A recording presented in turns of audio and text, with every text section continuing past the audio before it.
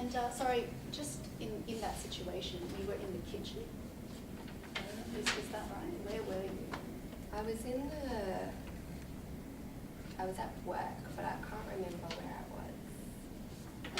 But it was where he was blocking, that was the only way out. Okay. Did he have, did he have any sharp objects? Nothing on him that you can see? Okay. Not that I see. Okay. Sarah, you've been really helpful today and been very forthcoming, so I want to thank you for that. We're going to move soon into discussing some of the options for you. But before we do that, I just want to invite you to just, if there's anything else you need to tell us which you think is important for you or which might assist you in reaching your goals, then that would be great. This is a good time for you to tell us. It's mainly really because I don't have much money right now, so I just really want a real quick solution. Sure. I do want to move on and get a new job since it was my choice to leave Ben's Burgers in February 2013. I just want to move on with my life. But either way, despite the way he's treated me, I still like to cooperate with him so I can get this fresh start and this new job of mine, Sure. whatever it may be. You mentioned you're struggling with money. Yeah. Is there anything imminent which we need to deal with? Are you okay with your rent payments? Have you got somewhere to stay? That's all okay, yeah. Okay. From what you've told us today, Sarah, it looks like there's a few issues to deal with. Firstly, the issue with the threat. It would seem that, from what you tell us, you've been threatened by Ben, and if that proves to be true, and if we can prove that, then Ben may be up for criminal charges. But perhaps more importantly for you and your goals, is to do with the contract itself. The first question is whether or not that document you signed in fact constitutes a contract. In deciding that, factors as to when you signed it, why you signed it, the pressures which were on you when you signed it. These are all relevant for us because we're going to be trying to prove that the document which you signed is in fact either A, not a contract, or B, even if it is a contract, it's invalid because of those circumstances which you described. The other way, of course, to incorporate all this in is,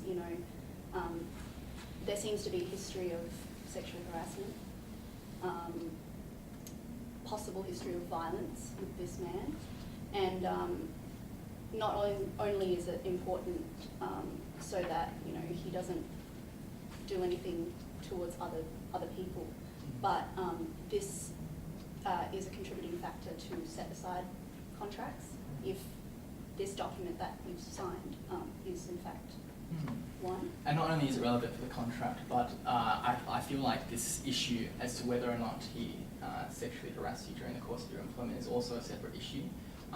So you've already given us information regarding that. So it's possible that you may have a case against him for the actions he did towards you. Although from what you said, it seems like it was relatively harmless.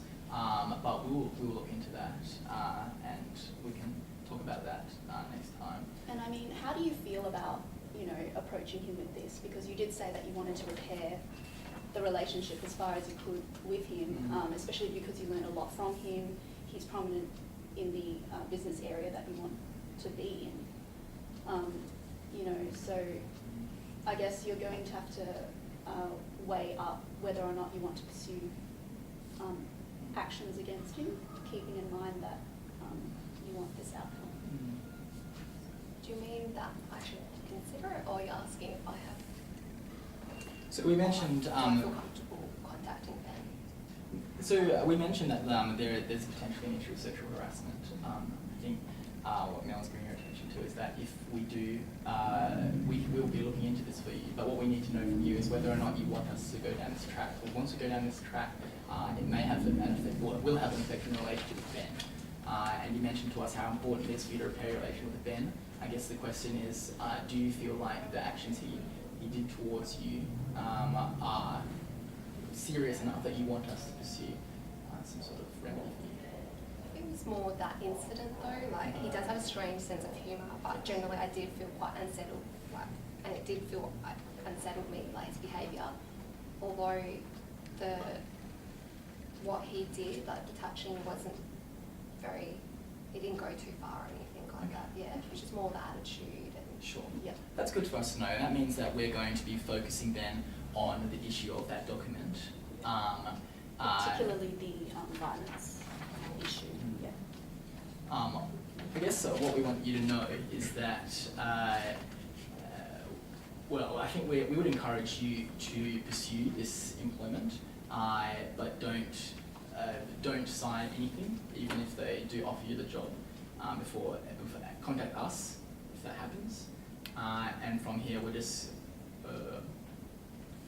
Yeah, so basically send through your, the documents we need you to send through are the documents you signed with Ben, your previous contract with Ben, the job offer with your new employer, and it will include the terms and conditions of your employment, so that we can work out whether or not this document that you've signed really prohibits you from pursuing this offer. And we will get onto it because we are aware of that 2-week notice period that you've gotten. And so I guess the last thing we just need to give you is the option of this retainer agreement. This agreement here, this is an agreement which you have the option of signing. If you do sign it, it means that you agree to continue having us represent you.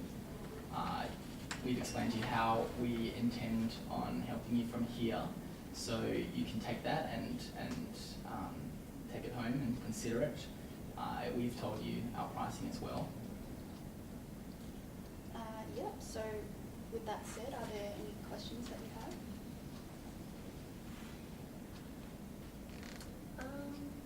No questions.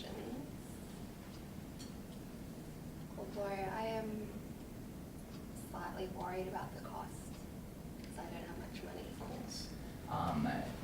We do have the option of going pro bono. You just do need to satisfy some criteria before we can offer that to you. So if you can just have a look at that and just fill out the form and send it in to us, and we can discuss that with